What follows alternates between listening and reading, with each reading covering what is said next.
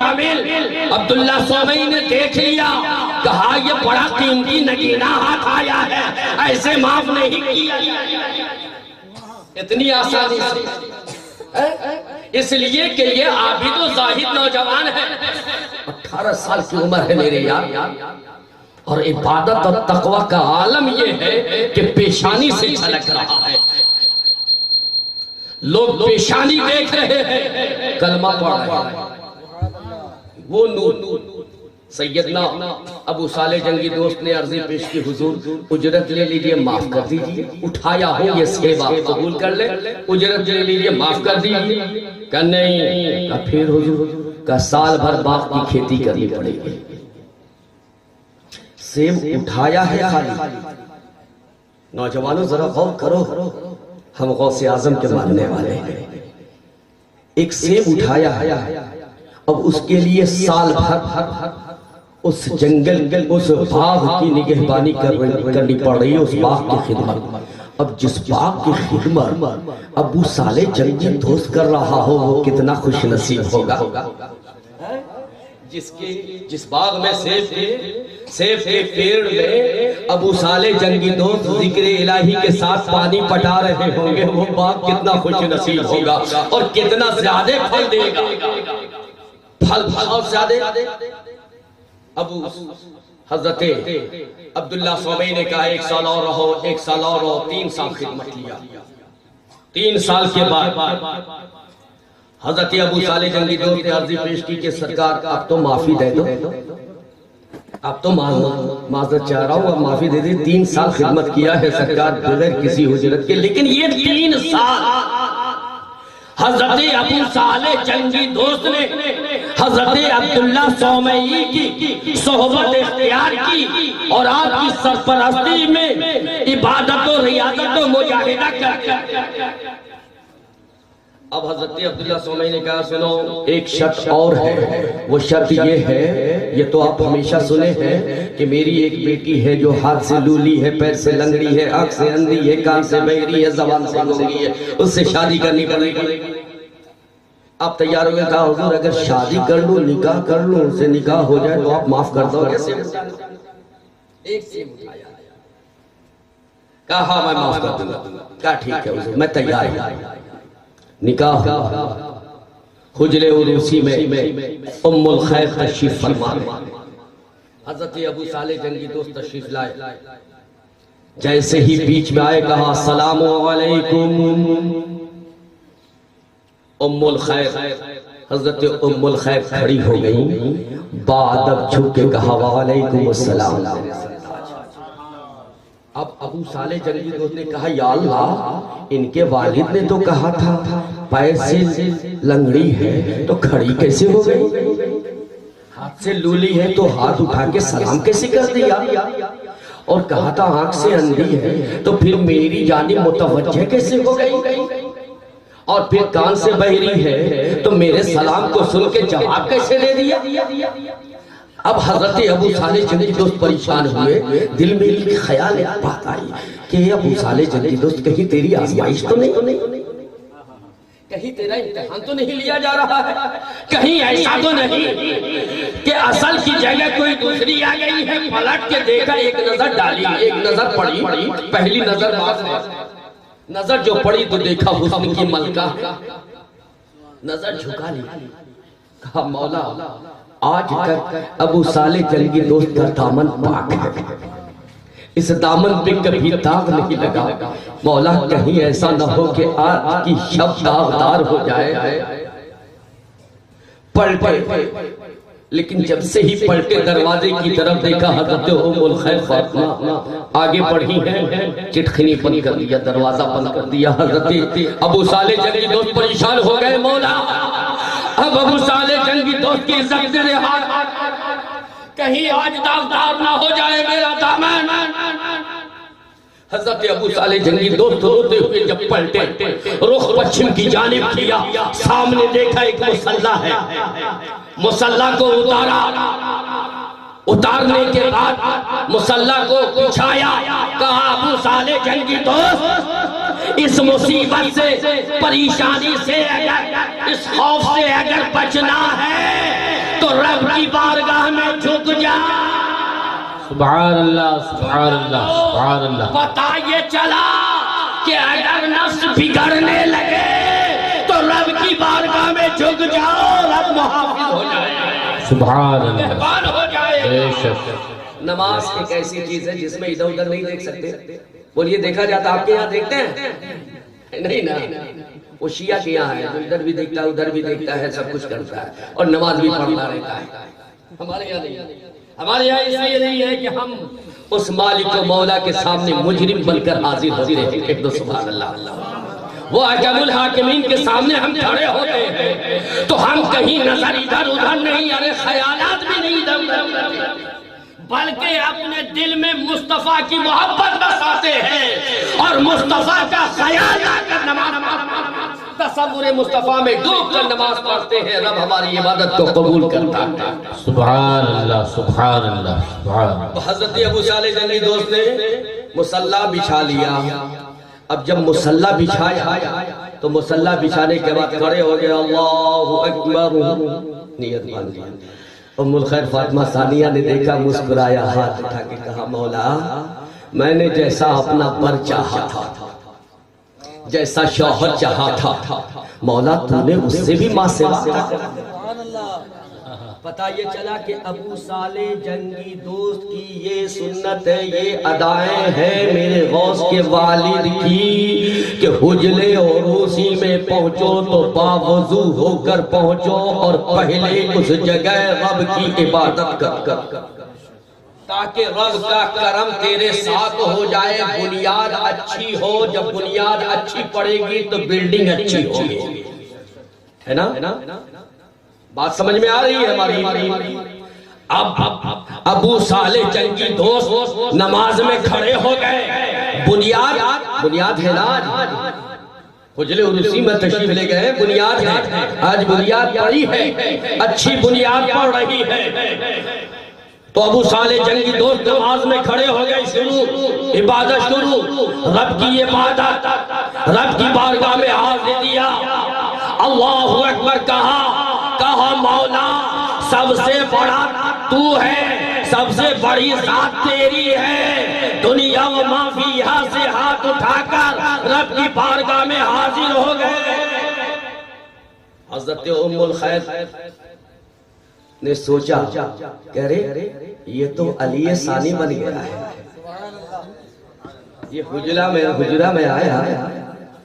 آیا اور پہلے مصلی بچھایا ہے، پہلے اللہ کو یاد کیا ہے. جب یہ علی ثانی بن گیا تو ہم فاطمہ ثانیہ کیوں نہ بنے؟ اب ابو صالح کے پیچھے حضرت ام الخیر فاطمہ ثانیہ جن کا تخلص لقب ہے، غوث اعظم کی والدہ، انہوں نے پیچھے مصلی بچھایا ہے. شوہر آگے عبادت کر رہا ہے، پیچھے حضرت ام الخیر فاطمہ ثانیہ عبادت کر رہی ہے. وہ علی ثانی بن گئے، یہ فاطمہ ثانیہ بن گئی. آؤ ایک جملہ لے لو کہ جب مدینہ کی سرزمین پہ علی فاطمہ سے ملے تو شہید اعظم نے جنم لیا، اور بغداد میں علی ثانی فاطمہ ثانیہ سے ملے تو غوث اعظم نے جنم لیا. سبحان اللہ سبحان اللہ یہاں غوث اعظم. سبحان اللہ. دونوں پھری پڑھے. اللہم صلی علی سیدنا شفیعنا نبینا مولانا محمد بارک وسلم. صلاۃ و سلام علیک یا رسول اللہ صلی اللہ علیہ وسلم. تو پتہ یہ چلا کہ اگر نکاح کے وقت اور نکاح کے بعد بندہ اور بندی، شوہر اور بیوی رب کی عبادت کرے تو آنے والی نسل شہید اعظم ہوتی ہے، غوث اعظم ہوتی ہے.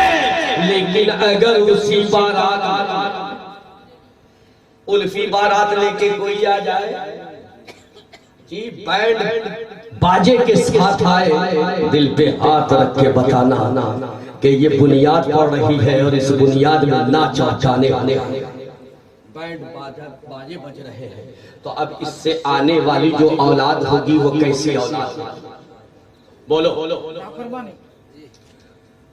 جب آپ بھی دو ظاہر ماں باپ ملتے ہیں تو بیٹا بھی عابد ہوتا ہے، بیٹا بھی زاہد ہوتا ہے، بیٹا ایسا عابد ہوتا ہے کہ شکم ماں میں رہ کر رب کی تسبیح پڑھا کرتا ہے۔ جب ماں باپ عابد ہوئے تو غوث اعظم 6 ماہ کی عمر سے شکم ماں میں رہ کر رب کی تسبیح بیان کرتے ہیں۔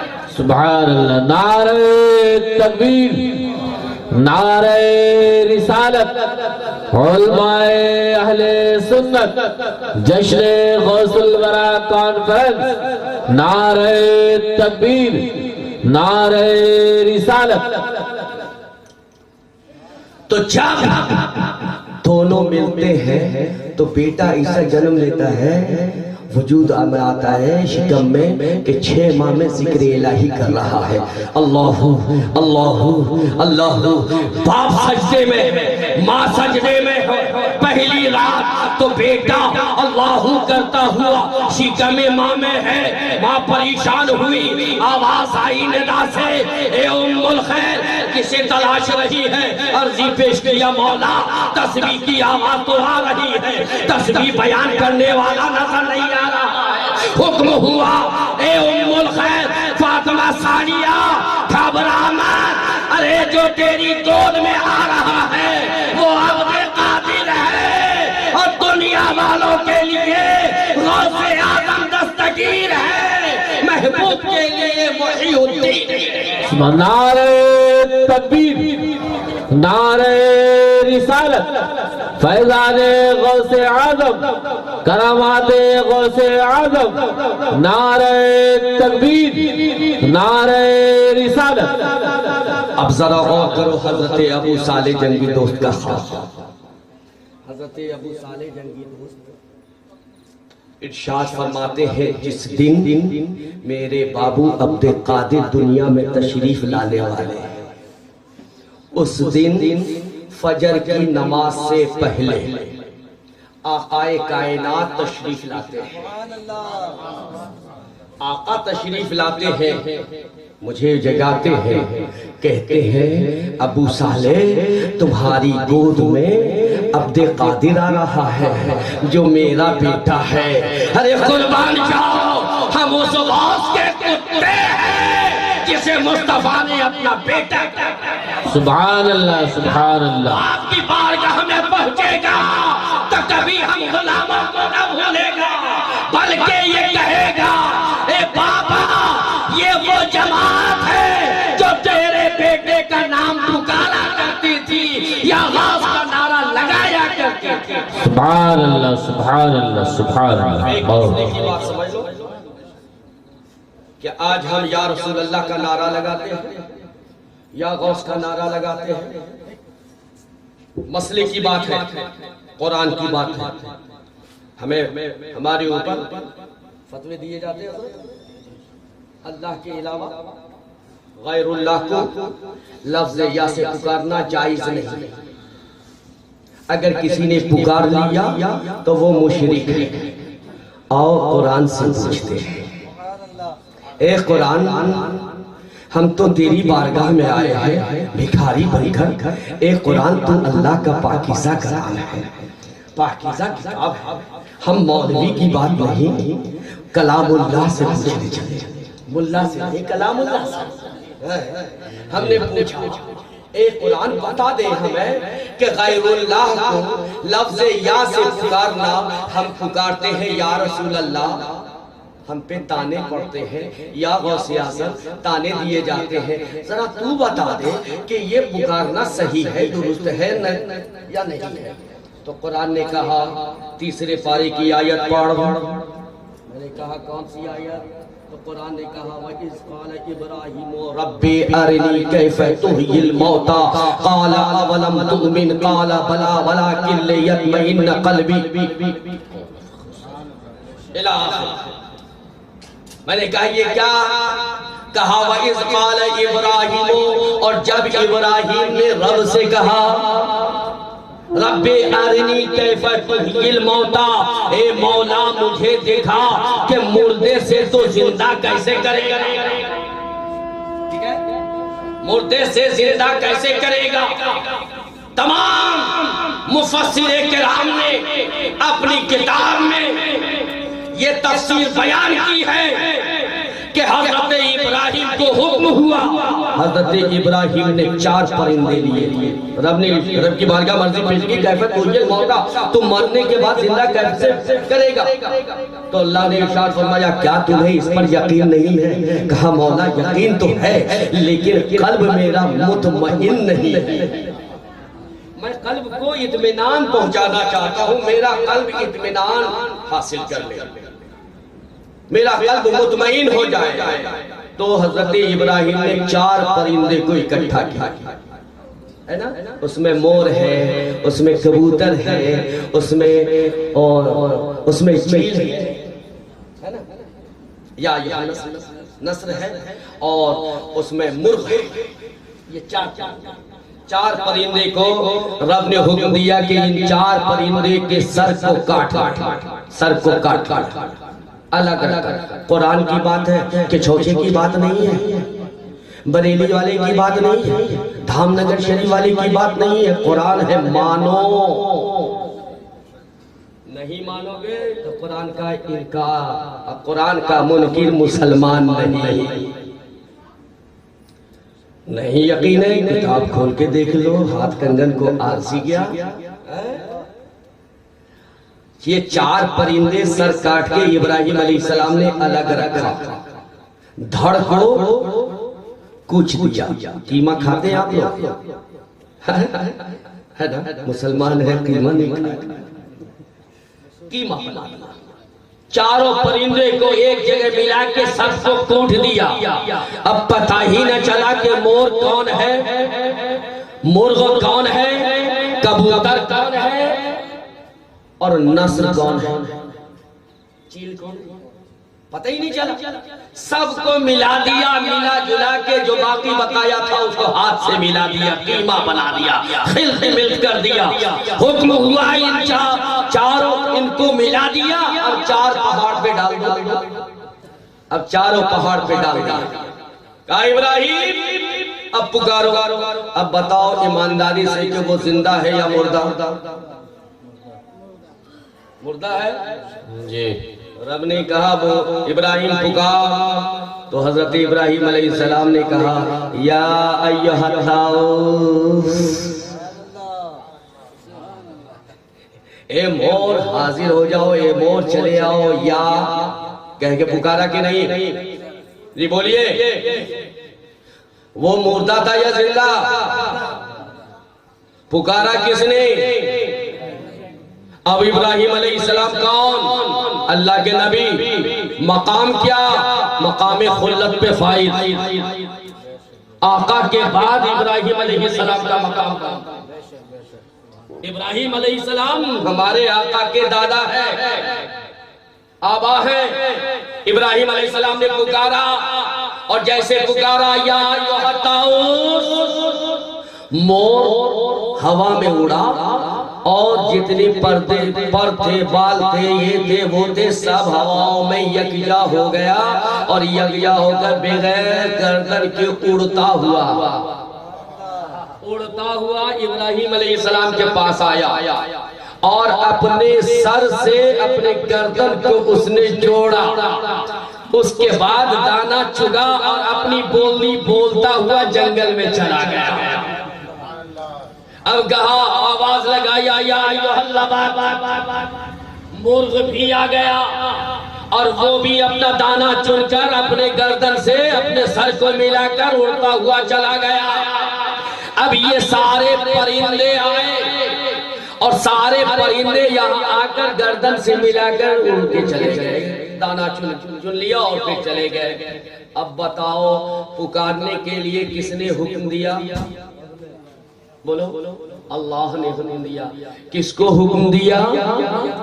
اپنے خلیل کو حکم دیا، اپنے نبی کو حکم دیا۔ پکارو کس کو پکارنے کے لیے کہا؟ ابراہیم نے کس کو پکارا؟ مردہ پرندے کو۔ ارے یہ پرندہ مردہ ہے، میرا غوث زندہ ہے، سبحان اللہ بے شک، میرا شہید زندہ ہے، اسے پکارا جائے تو شرک نہیں، اگر شرک ہے تو پھر رب نے ابراہیم سے کروایا ہے۔ تیرا یہ فتویٰ ابراہیم علیہ نبی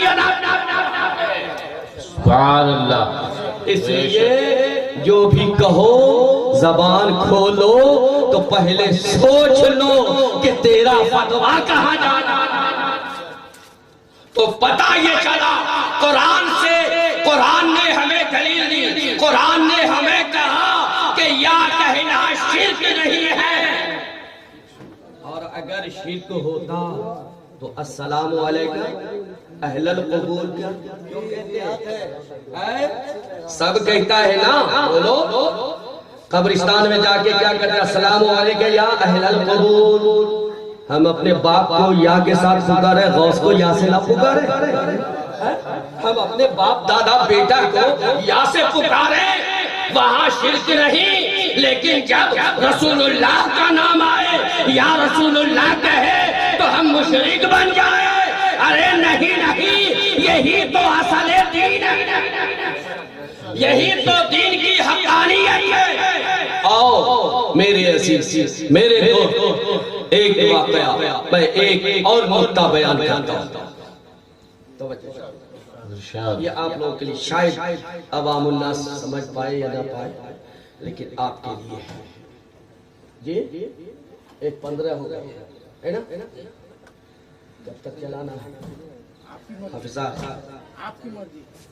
میری مرضی ایسا نہ ہو کہ سب کہے گئے حضرت کو کیسے پیر صاحب کو لائے دیں جو بھوکے پیاسے رہے، حضرت بولتے چلے گئے۔ میں آپ کو بتاؤں حسن کس کی اولاد ہے؟ بولیے، فاطمہ کی اولاد۔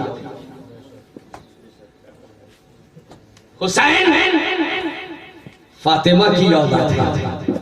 محمد بن حنفیہ نے مقابلہ آرائی کی،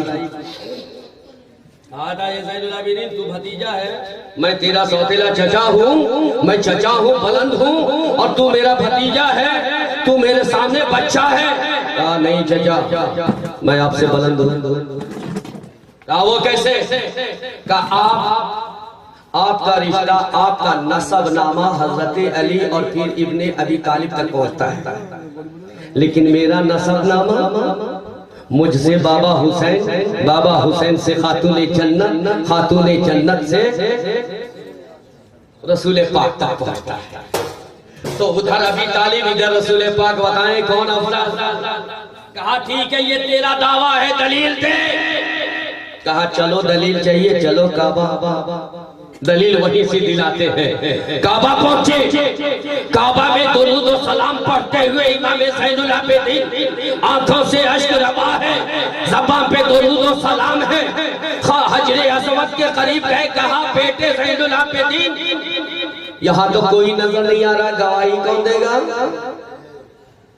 کہا گواہی دے گا نا، یہ حجر اسود ہے کہے کے لیے، آؤ اسی سے گواہی دلوا لیں۔ کہا یہ بولے گا، یہ گواہی دے گا؟ کہا رب اگر چاہے تو ضرور بولے گا۔ ارے غوث اعظم اسی کی تو اولاد ہے۔ اب زین العابدین وہاں پہنچے، زین العابدین نے حجر اسود کو پکڑا، کہا اے حجر اسود، میرے جد حضرت مولا کائنات علی مشکل کشا نے ارشاد فرمایا ہے کہ تو نفع بھی دیتا ہے اور نقصان بھی دیتا ہے، مومن کے ایمان کی گواہی، کافر کے کفر کی گواہی تو میدان محشر میں دے گا۔ تو جب تو وہاں میدان محشر میں گواہی دیتا ہے تو دے گا تو تو عاشق مصطفیٰ ہے، عاشق رسول ہے، تجھے اس معشوق کا واسطہ ہے، آج میرے لیے گواہی دے دے، مولا تجھے زبان عطا فرمائے گا، گویائی عطا فرمائے گا۔ رب کی قدرت سے، رب نے اپنے کرم سے حجر اسود کو گویائی عطا فرمائی، اور اس حجر اسود نے پکار کے کہا اے محمد بن حنفیہ سنو، فاطمہ کی اولاد سے بڑھ کر اس دنیا میں کوئی سبحان اللہ. نعرہ تکبیر، نعرہ رسالت، فیضان غوث اعظم، نعرہ حیدری. اب آؤ بس تھوڑی دیر، اب زیادہ دیر نہیں بولوں گا اس لیے کہ آپ لوگ پریشان ہو جاؤ. حضرت میں بتانا مقصود تھا کہ حضرت امام حسین اور حضرت امام حسن دو شہزادے ہیں حضرت خاتون جنت.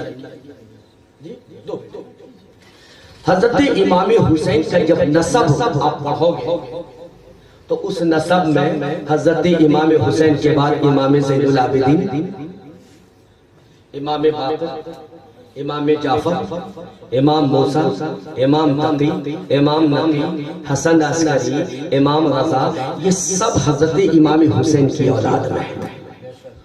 تاریخ اور مطالعہ کرو، یہ سب کے سب حضرت امام حسین کی اولاد میں.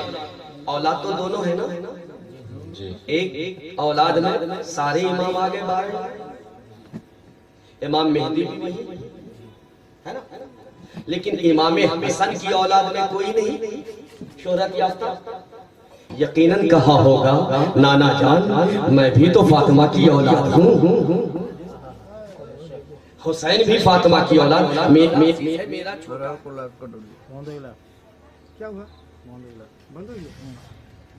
ہیلو